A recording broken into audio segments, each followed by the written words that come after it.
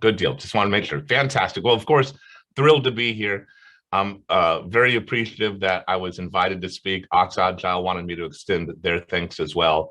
And what I'd like to speak to today is based off of, I've been working in about 7 years. As you can tell, I'm an American. Currently I'm located in Tennessee, here in the United States. And I, either through sales training, leadership development, or through employment, I have worked with several Eastern European countries over the last 7 years. And what I've observed is, and I've observed this in American companies as well, but is a few what I call hidden things that happen inside of leadership that once they're sort of revealed and they're seen, it makes sense why they're problematic. But oftentimes the structure that we have in place for our leadership and in place for our companies really encourages some of these, let's say, wrong approaches or wrong thinking around leadership.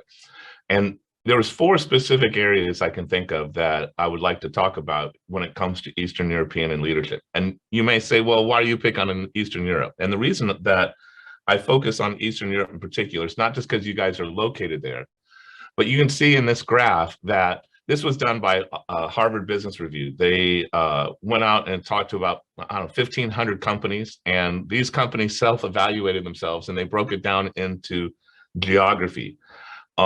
As you can see here, talent management really is considered a struggle there in Eastern Europe.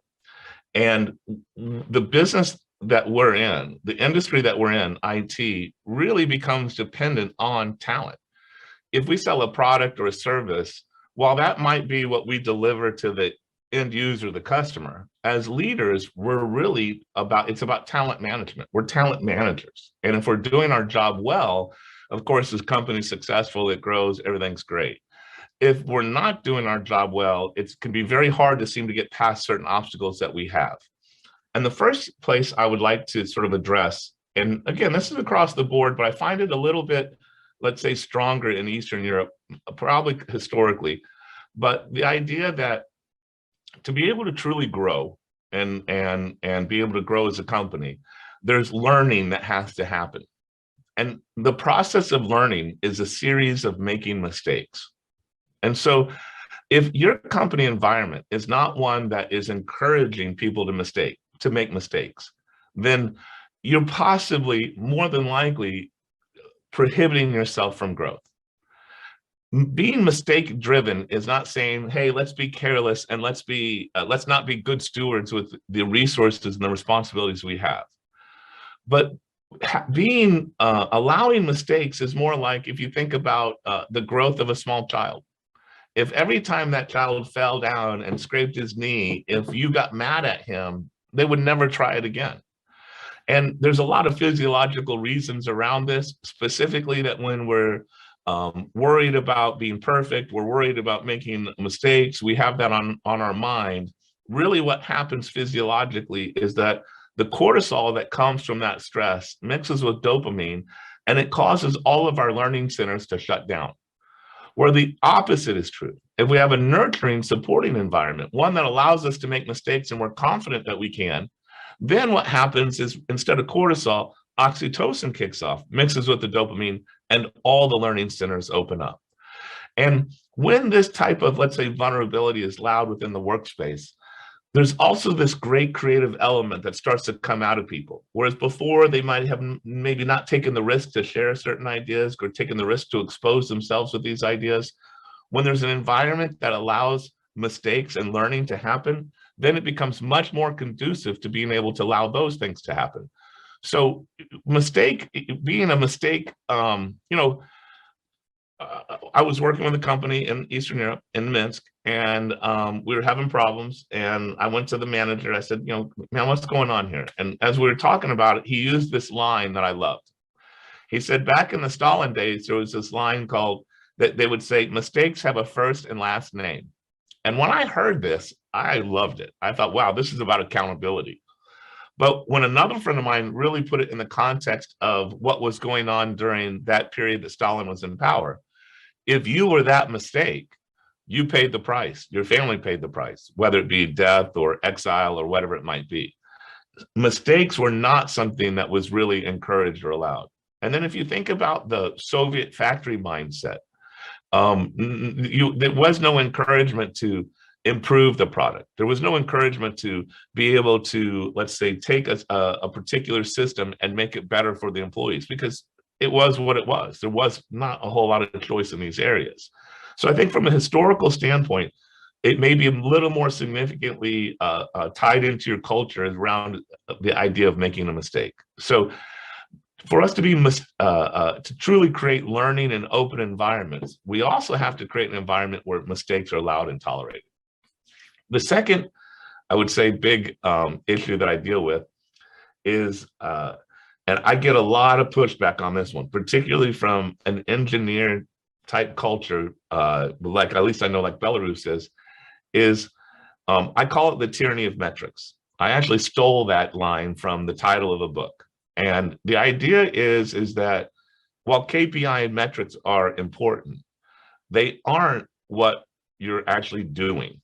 And oftentimes what happens is we get so focused on the KPI and the metric and the goals around that, our goal is now to achieve a KPI, where our goal should be to support the customer and company relationship. It now changes to making sure that we're meeting a KPI. And this can be problematic. This is like driving your car and only looking at the speedometer. You're not going to get where you want to go for sure. And what's worse is you're probably going to cause serious damage. And it's the same with KPIs. And the whole time you look at them, you'll justify it because you'll say, hey, the KPI is giving me the data that I need. This creates some problems. One company, rather large software development company that I worked with out of Minsk, they used KPIs for their reward system. And they basically had each department built on an incentive program based off these KPIs that when they met those levels, the managers would get a bonus. Well, I had a client that was having a problem, and we didn't have someone within the department who was to be handled that could really, understand what the issue was. And I went to the manager. I said, well, can't we go grab someone from over here, the brainiac, and use him over here?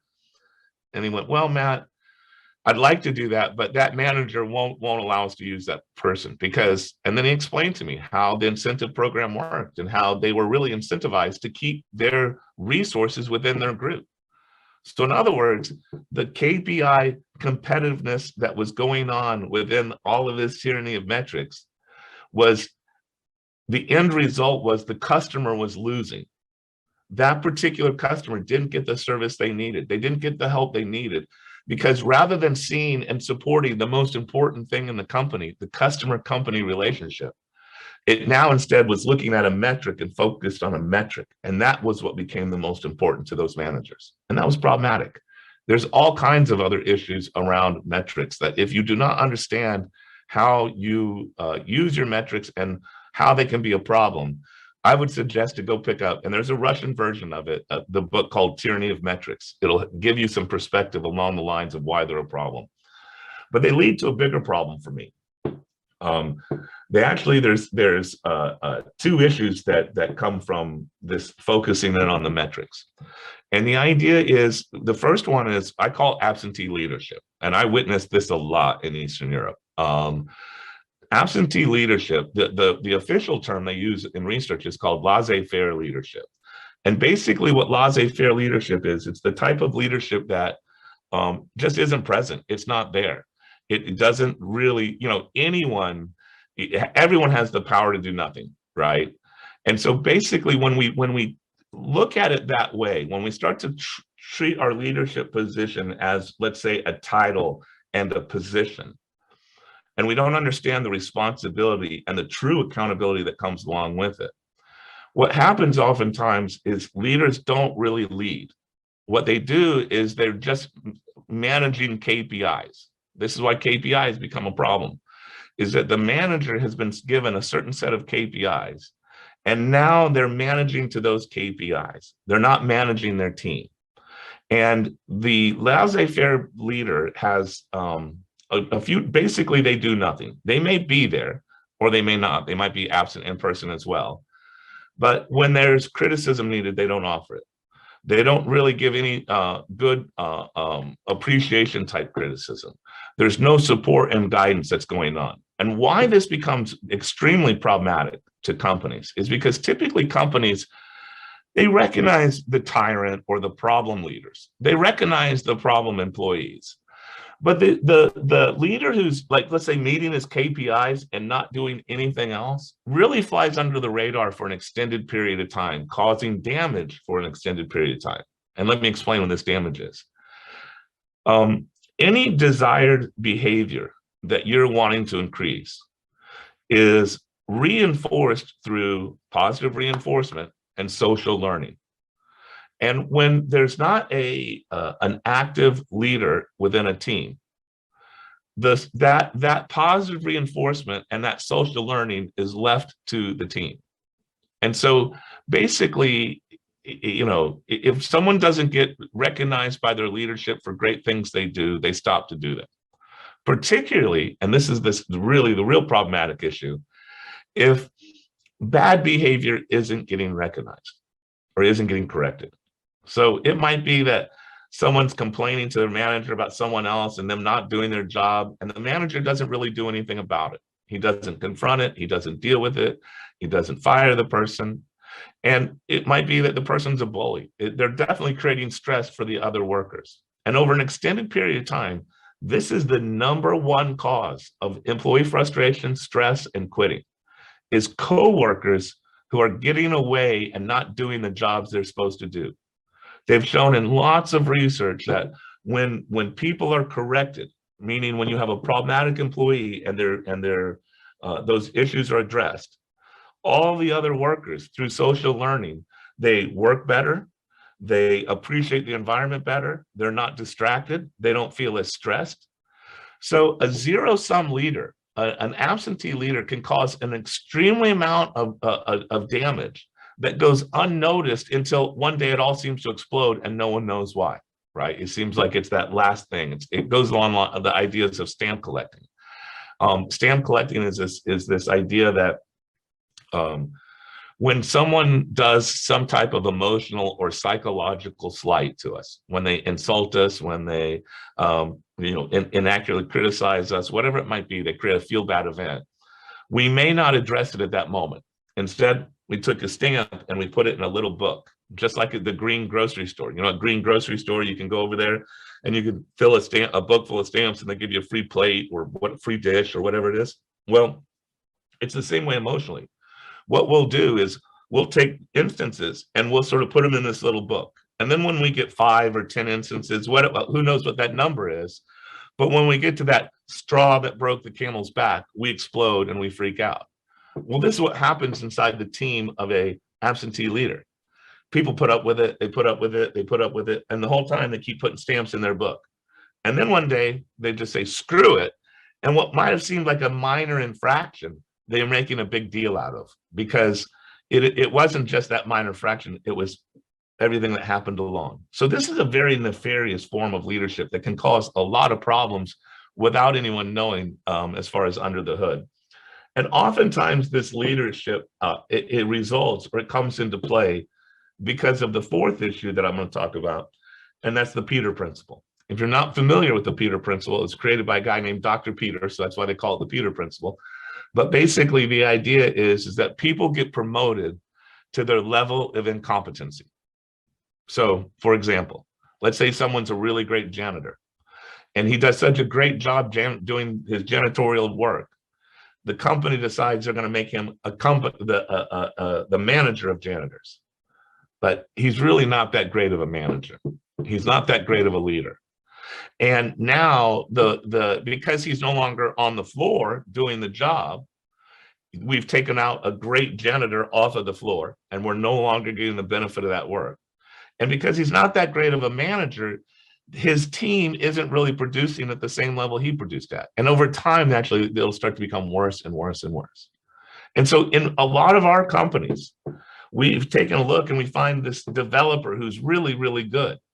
And we think, man, we want to reward this guy and show that we recognize his ability and go ahead and promote him to the next level.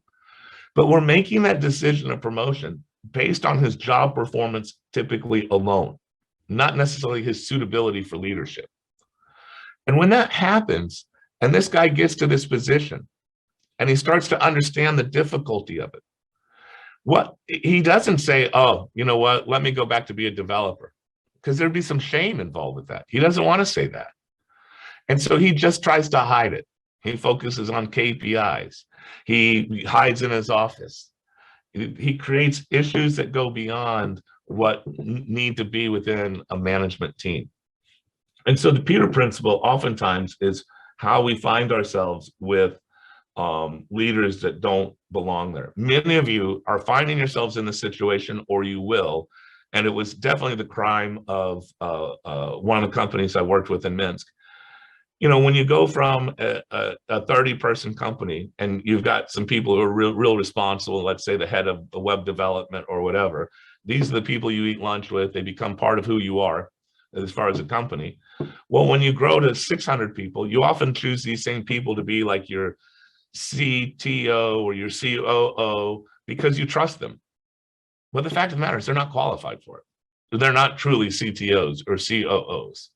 And they might have been given that title early on while the company was small, and it allowed it to happen. But as the company becomes larger and really requires true leadership in those positions, they're not really capable of it. So the Peter principle, and let's say this cult of personality, where the founder is picking the people he likes to fill these positions, can create some real issues around this absentee leadership issue. And of course, they use these, you know, KPIs and metrics to evaluate everything.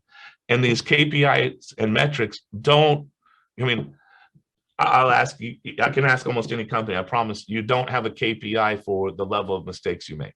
You don't have any metric for the mistakes you make. You have a metric that might show the lack of performance that's due to a mistake. But again, this encouragement of making mistakes isn't going to happen from an absentee leader or a Peter principle leader because of the fear that they have of their inability to do their job, and they don't want to be exposed. Your mistakes could expose their issues, and they don't want that to happen. So the question becomes, what is it that we need to do? What is it that can change this space? And the first thing I think that we really need to understand is, who are we leading? Who is it? What is it that motivates the people that we find ourselves in charge of? And, you know, for the most part, the technology industry is, it's all millennials for the most part. My first computer was 1981. I'm 52 years old. I'm a dinosaur as far as technology is concerned. I've been at it for a long time. And I'm Generation X, and I have come to love millennials. I knew boomers were a problem long time ago because I saw how selfish and money-centric they were. And as any Generation Xer will tell you, we've had to deal with that for a long time, and none of us have really liked it for the most part. What I really love about the millennial generation is that they're purpose-driven. They're searching for meaning. They want something more out of their workplace than just a check. They want something more out of their life than just, let's say, a job. They want an experience.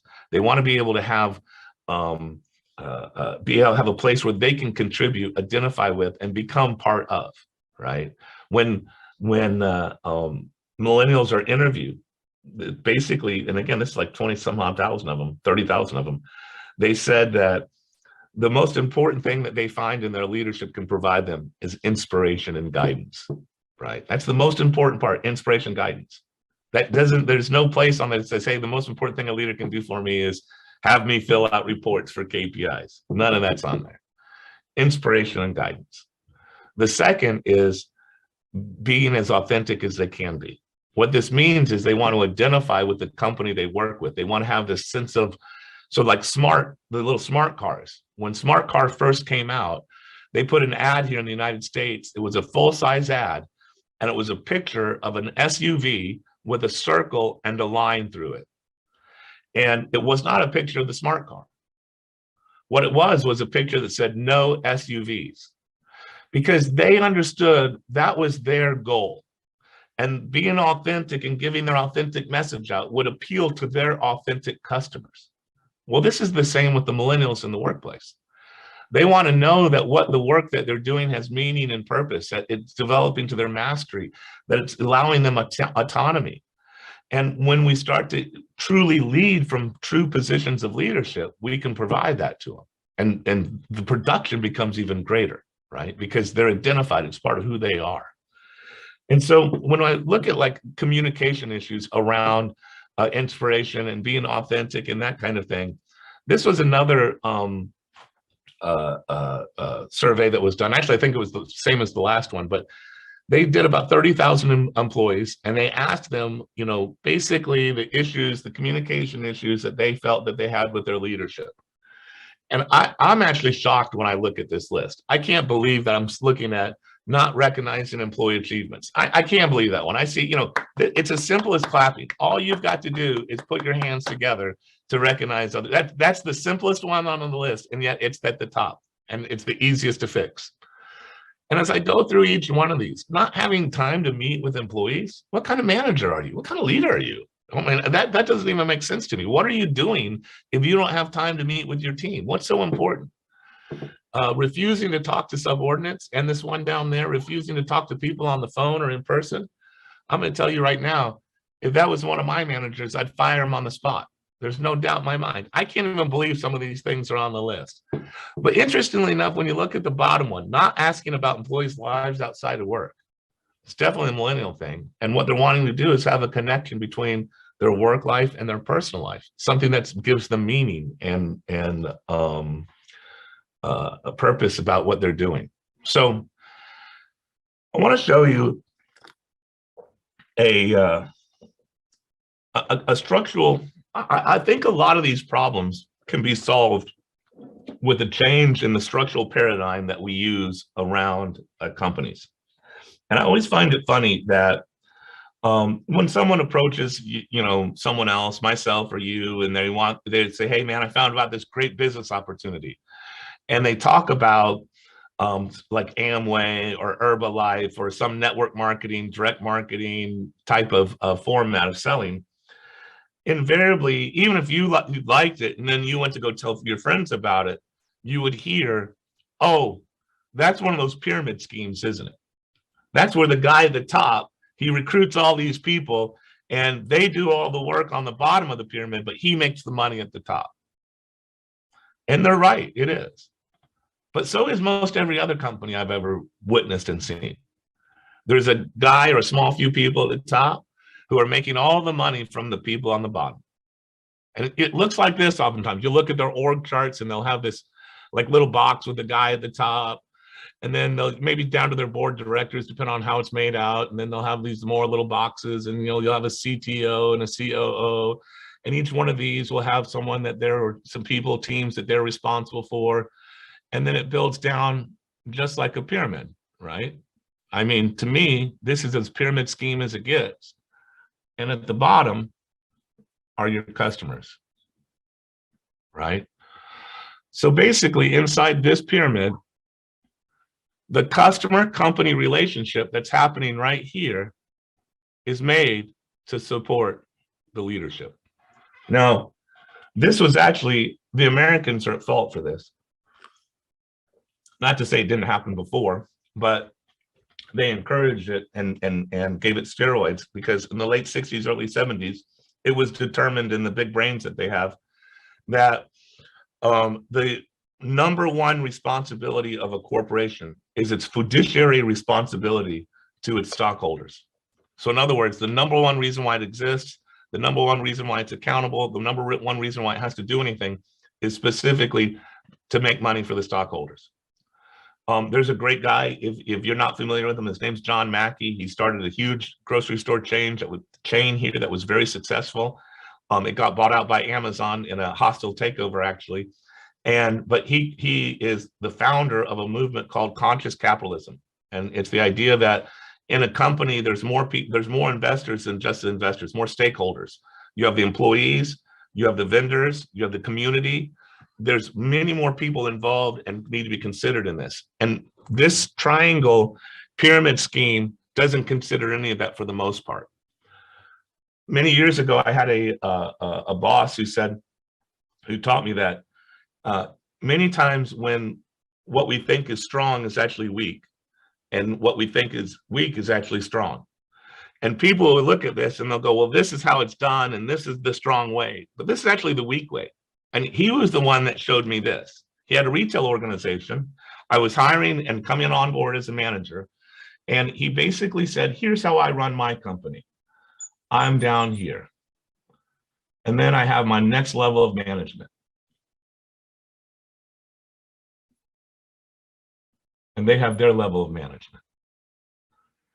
And everything in the company is designed to support this customer company relationship. These people here are the most important people in the company because they're the ones who are making contact with the customer. They're the ones who are moving forward. They're the ones that are representing the company. And so everything in the company has to be made to support the customer company relationship. Not this way. This way is everything's made to support the top. This way, there's true growth. It's a tree, it's nature. This is how nature works. Leadership down here is a pain in the ass. It's not some great title where, ooh, I get to be the founder. I've had many companies, and when you don't know where payroll is coming from, it's extremely stressful because you know you have several hundred people that are dependent on you to make sure that they feed their families. This is the model. You know, think about this model, how this works, right? The leadership and management is down here. So let me give you an example. You have you've made a mistake. You've scheduled an appointment at the same time with both a superior and a subordinate. Who do you cancel on? Well, in this one, we know you cancel on the subordinate. You have to meet with the highest opinion in the company. If you don't meet with the highest opinion in the company, it's perceived that it'll cause you problems or issues. But in this one, you cancel the appointment with the superior because the subordinate is reaching out to you or needs a meeting because they need your help and your support. That we're here to support this relationship. So when he made this model for me, he made it very clear to me as a manager, I did not create revenue. As a manager, I cost him. As a manager, I had to justify and explain what my worth was. So in other words, I was on a contract about 3 years ago. It's a large contract, 60,000 people or something, subcontractor. And this is a different hat. I was an engineer. I was part of an engineering team. And when our manager was excellent, because of course, this large company, they had all kinds of KPIs and metrics and that kind of thing. And when they would push this down, this reports for us to fill out reports, if they were useless, he would tell them, no, I'm not going to have them do it. If they were needed reports, he filled them out himself because he knew what his team was doing. He didn't need to burden them and take them away from their job, the work that they're really doing to fill out reports. I have yet to get an answer to this question, but I would like to know, what is the ROI of your KPI? And very few people can tell me the ROI of their KPI activities. But I can tell you with bad management and managers who use KPI to hide their incompetency, they pass those reports off onto their workers, and their workers are burdened with it. So when we're really looking at these two different structures, it's very clear that this one is a supportive structure. This is one that allows mistakes. This is one that an identity starts to come out because we know people's names. We have a practice in our company in Ox Agile that every week when we have a meeting in our group, we do good things. And I don't know, it's maybe 20 people that are in this group, 25 people in this group. And we all talk about what good thing would happen that happened between now and the last meeting that we had. And it takes it's an hour and a half meeting, and it probably takes 25 minutes of the meeting. I've been doing this for years with my employees. And when I go back to other places and I see ex-employees, the one thing I always hear about is good things. I love good things. Good things was a great thing. And we love it at Ox Agile. I always have one manager up here goes, we're wasting a lot of time on this. Do you think it's worth it? But when I see that, remember, when I look at this communication failure graph, almost 25% of the people want to share what's going on in their personal life. So that exercise of good things is extremely valuable. But if I was only looking at KPI metrics in production, I wouldn't understand the true value of that. As leaders, we have a responsibility to change the paradigm in which we operate and make it supportive to the people that we bring on. The talent are the most important people within Ox Agile. We do everything we can to support that customer-company relationship, whether it be with the salespeople, whether it be with the delivery managers, the project managers, the business analysts, the developers, whoever is making contact or is involved in that line of work. Our leadership is here to serve them. That being said, do I have any questions? Yes, we have a couple of questions to you. The first was at the very beginning, which is like, do you have any online courses or training? I do actually. So my name is, you've got my name there. If you go look up Pink Development on YouTube, I produce different videos that mainly have to do with the soft skills around business, but I get into sometimes a little bit of metaphysical stuff in the sense that there is a knowledge that exists outside of reason. So if you go to YouTube, you can do that. And most certainly you can find me on LinkedIn. And if you want to have a private message about maybe some of the things that, or a private conversation about some of the things you may need to do or where I may be able to point you, reach out to me. We'll get on the phone for an hour, hour and a half and see if there's something I might be able to help you with. But I promise that hour, hour and a half we work together will be helpful in any way. And this is open to anyone, not just the person who asked the question, it's open to anyone. Thank you very much. One more questions. Any tips on how to carefully confront the absentee leadership problem and make things better? If I'm just an individual contributor and I see this behavior in some departmental leaders. Yeah, it's a horrible position. And when you see it, it becomes very demoralizing, particularly if there's not a way to be able to escalate it beyond it. I'll tell you what I do as a method when I go into a company. Very early, maybe not the first week, but within 2 or 3 weeks, I reach out to the ownership and I see how available they are to me. And if they're available to me, if we get on the phone and then after 30 minutes, they make it clear you can reach out anytime. And I might even go, well, do you mind if we meet once every 2 weeks? If they're that type of the ownership, the founders, the CEO, if they're that type of CEO, then they're going to understand these two different methods. At Ox Agile, I meet with the leadership every week. It was one of the first tests I did. And I know that Sergey Marchek over there is the trunk of the tree. And he's most certainly growing that. But I had to test it because if it had been one of these models, it would have been no effort. Culture comes from the top, and culture eats strategy for lunch every day. So I don't care how good your business strategy is. If your culture isn't coming from the leadership to be correct, you're going to constantly deal with these frustrations and these issues, because even if it gets corrected here, it's not corrected at the next level or at the next level or when that person gets replaced, because it's part of the systemic issue. So of course, if you have an open leader and he wants to be able to understand how to get to, how to get to that next level, put him in touch with me. We most certainly will help him do whatever we can. But I think that it's important to realize that, some people truly are just leaders because of a cult of personality. They want to be the next Steve Jobs, or they want to be the next whatever, Zuckerberg. And when I find those people, cult of personality, I leave as quickly as I came. I don't stick around. I don't care if I'm going to be homeless, because they're only going to create me more problems. And it also forces me to hold myself to a higher standard as when I lead. So hopefully I answered your question. Yeah, thank you very much. One more thing. Do you believe that any person can grow into a good leader?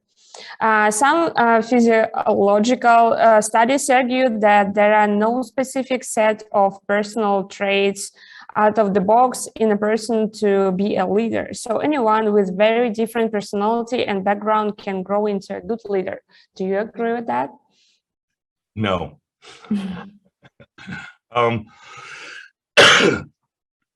I would have to go into quite a long explanation of why what I'm about to tell you is true.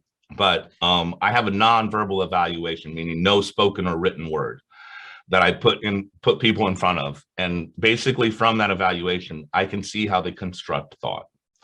And why this is important is that when we come across a new problem, one we haven't been exposed to before, we bring some form of problem or group of problem solving templates to that. Some people are really, really good at learning problem solving templates, and then they apply those over and over and over again.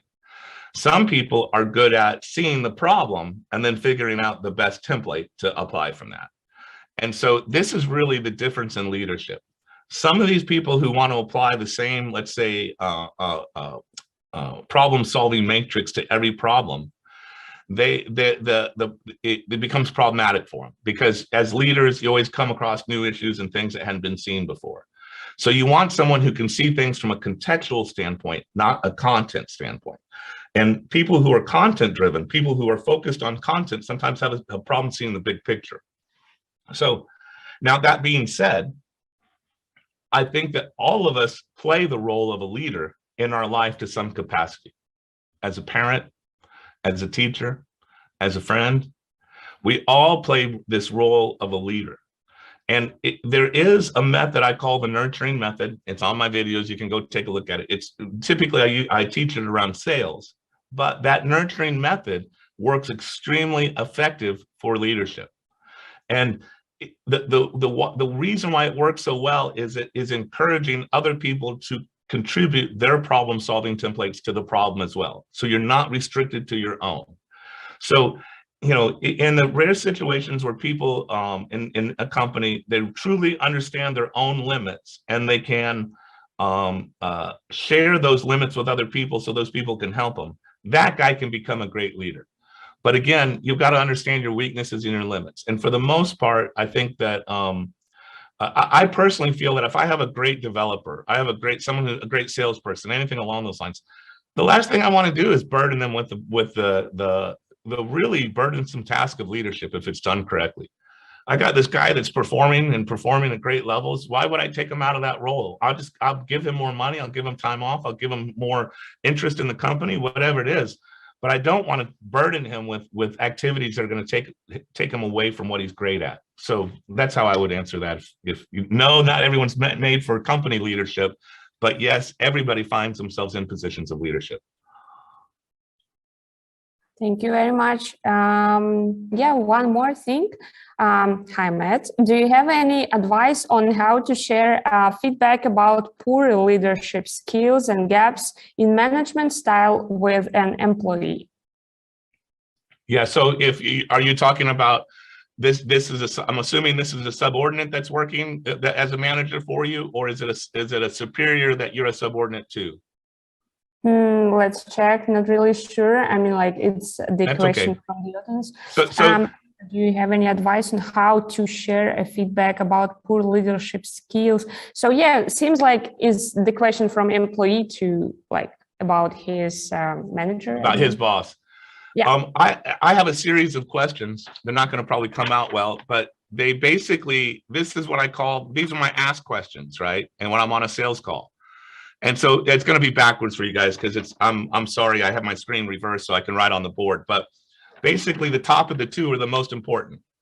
What do you want me to do, and how do you want me to do it? And so and then when they tell me what they want me to do and how they want me to do it, I go, well, can you give me an example? Can you be a bit more specific? And I run them down through a series of questions that I try to direct them to the weakness that they have so that they can see it for themselves. Because we don't listen to what other people tell us as strongly as we listen to our own voice. So if I can get someone to admit a weakness or a problem in their own voice, then there's a much better chance of it being taken care of. So this is why asking questions and trying to bring someone to a conclusion you're bringing them to through questions is much more effective than telling somebody what's wrong with them.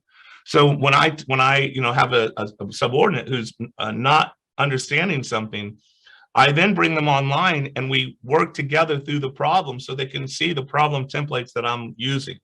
And through the process, even though I may know the answer, I'm asking them a lot of questions so that they have to explore within themselves and they can own that answer. So to me, you know, a good set of questions, and again, you can watch the videos. I promise they're within those videos as well. But a good set of questions that I have practiced and memorized allows me to reveal things to people that maybe that they wouldn't have been receptive to if I just told them. Thank you very much. And one more question, seems like it's the last one, but we'll see. Maybe we'll have more. How often do you see Peter Principle in real life? Is it really a common thing or more as an exception? I see it all the time, all the time. It drives me crazy, actually. I see leaders in positions they should not be there. And I mean, think about what you know, the leadership gig. If you think about it, I have a lighter right here, right? And I can talk about this flame that's sitting here. And let's pretend that this is like this talk today about leadership, right? And as it starts to get hot and close to my finger, I go, and it's over. This is this talk about leadership. But real leadership is like carrying a lantern all the time, high. Your muscles hurt because you have to carry it so high. It's hot, it burns your hand. You're constantly having to work at it to keep fuel there because you're guiding everybody through darkness. You're the leader. So I'll ask you, how many people do you work with or have you been, and I know you can't answer me, but have you worked under that you felt were great leaders? And then when you question that, how did they get there? And I promise that there are some people who are brought in, like, you know, CTOs brought in from one company into another, or managers brought in from one to another, you know, that's great. But when you see, I hear this a lot, we like to hire from within. That's dangerous because hiring from within is the formula for the Peter Principle. And a lot of companies take pride in this idea of we hire and promote from within. And what's the problem is they don't take enough time to validate to make sure that that's going to be a good leader. He's not just a good performer. He needs to be a good leader too. So yes, the Peter Principle is quite prevalent, particularly in long-standing bureaucracies. In small startups, small mid-sized companies that have to be flexible, they tend to they can't carry the weight of someone in that position for very long. But large enterprise companies or bureaucracies, think the government, are usually caught up in Peter Principle. One of the great signs of Peter Principle is formality. When I'm teaching people how to sell, I say, get rid of the formality. When I lead, get rid of the formality, because there's no one in my life that I trust that I speak formally to. All the people I trust, I have a casual, intimate relationship. So if I'm wanting to build trust with anyone out, you know, whether it be a subordinate or a customer, I'm going to talk in a nice, informal way so that the indicators that I can be trusted are there. But when you think about formality, oftentimes the most incompetent institutions are the most formal. And again, this is because of the Peter Principle and the bureaucracy. The bureaucracy encourages the Peter Principle. So the larger the company and the longer it has been in existence, the greater times that you'll see the Peter Principle. If it's been here for a few years and it's only, let's say, a few dozen people, a lot less likely to see the Peter Principle at play. Thank you very much. Yeah, somebody just throw your list to the chat, like reverse it. Yeah, so I think we covered all the questions, and seems like we don't have any more time for this conference. So yeah, I would like to thank you very much, Matt, for a great presentation. We all were amazed with your whiteboard. It was very impressive. Thank you very much to prepare so well. And yeah, I hope we will see you in our next conferences, maybe. On a closing note, I'm available to anyone anytime. Reach out. I sleep very little. I wake up at 2, 3 in the morning so I can deal with Europe. And I'm in Minsk on a very regular basis. I've probably spent a year's worth of time, if not more, over there in Minsk and Kiev. So, you know, don't be shy. Make yourself available to me because I'm available to you. I appreciate you making today available. Thank you very much, guys.